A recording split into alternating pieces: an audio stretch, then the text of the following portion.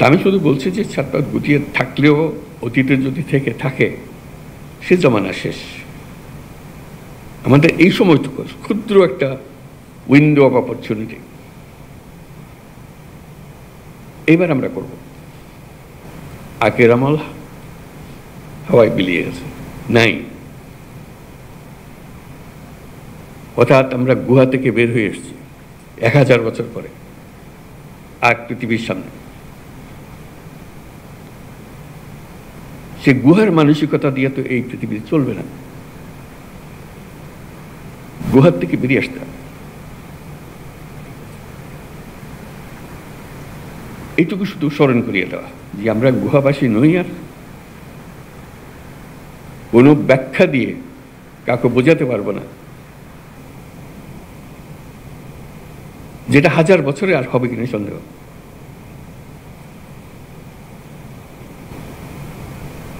আমরা তার মধ্যে আছি যে 1000 বছরের যে পরিবর্তন,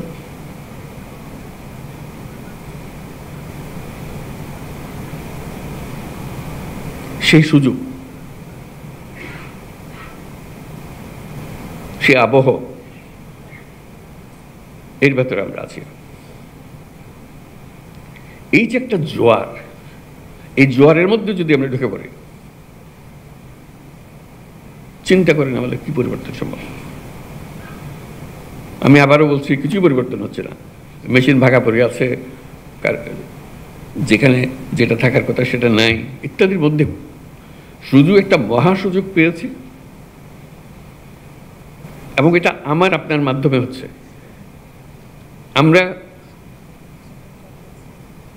এই প্রবাহের মূল চালিকা শক্তি। আমাদের ছেলে মেয়েরা, বাচ্চারা এখনো নাই, ওরা আসবে, ওরা দেখবে। যারা আমাদের থেকে বয়সে বড় তারা চলে গেছে বা কর্মক্ষেত্রে নাই, আমাদের হাতে এটা, এই পরিবর্তনের জোয়ার।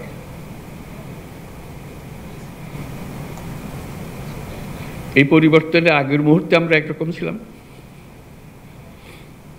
এক জগতে বাস করতাম, মেনে নিয়েছিলাম সবকিছু যেভাবে আছে সেভাবেই হবে।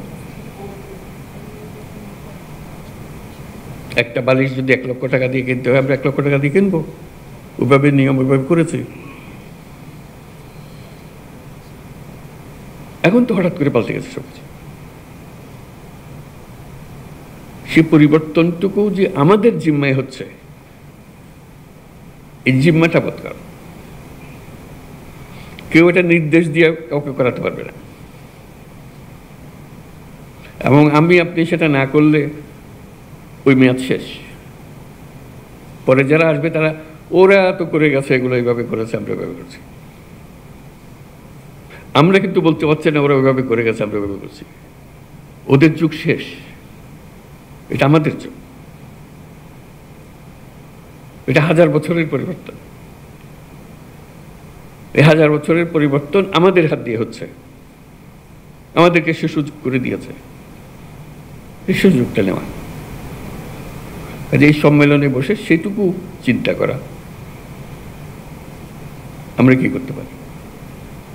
স্বাস্থ্যসেবার আরেকটা বিশেষ দিক আছে আমার কাছে, খুব আকর্ষণীয় মনে হয়, সেটা অন্যান্য মন্ত্রণালয়ের চাইতে।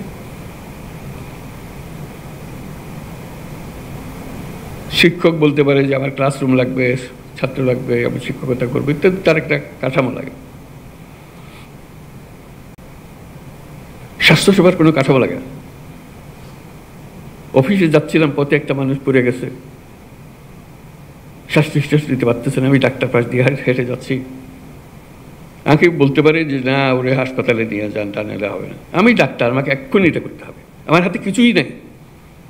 আমি অফিসে যাচ্ছিলাম, কি মর্নিং ওয়াক করতে যাচ্ছিলাম, আমি যে অবস্থায় আছি সেই হাফ প্যান্ট পরা, গেঞ্জি পরা অবস্থাতে আমাকে কাজে লেগে যেতে হবে। এটা থেকে পরিত্রাণ নাই, যেহেতু আমি ডাক্তার। আমার হাতে সব কিছু থাকলে আমি চিকিৎসা দেবো, না হলে দেবো না, কোনো ডাক্তার বলতে পারবে না। তাকে যাই কিছু শেখানো হোক না কেন,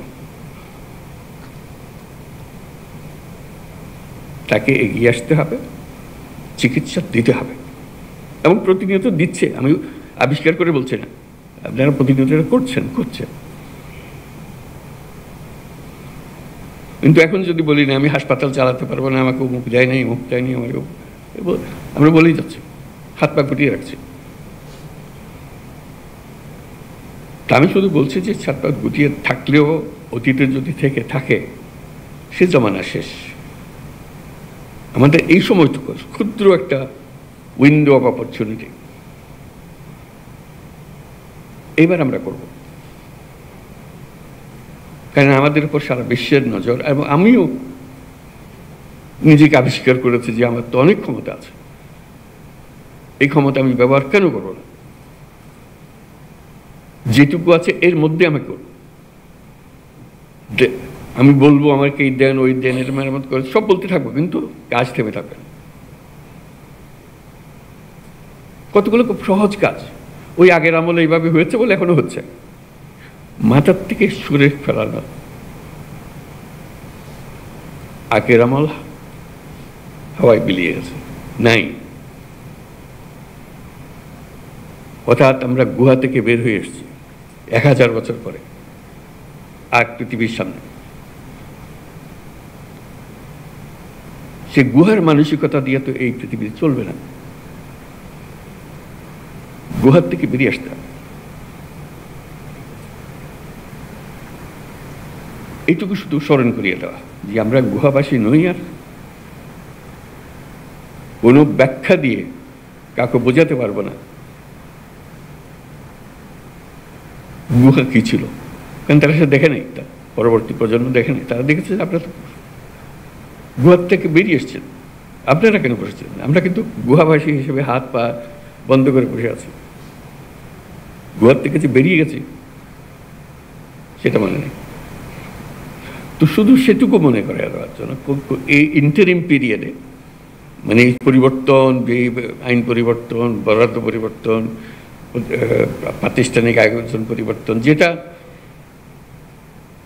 স্বাস্থ্য কমিশন খুব সুন্দরভাবে তুলে ধরেছে আমাদের কাছে, আমরাও চাই যে এটা পরিবর্তনগুলো হোক, আসুক, তড়িৎ গতিতে আসুক। আমরা প্রথম চোটে বলেছি স্বাস্থ্যতে কী কী পরিবর্তন দরকার, সবাই মিলে প্রাইভেট সেক্টর, পাবলিক সেক্টর, যাবতীয় পলিসি মেকার্স, স্বাস্থ্য খাতে যাদেরকে আমরা সম্মানিত ব্যক্তি হিসেবে মনে করি, তাদেরকে দায়িত্ব দিয়েছিলাম, আপনারা বলেন কি করতে হবে।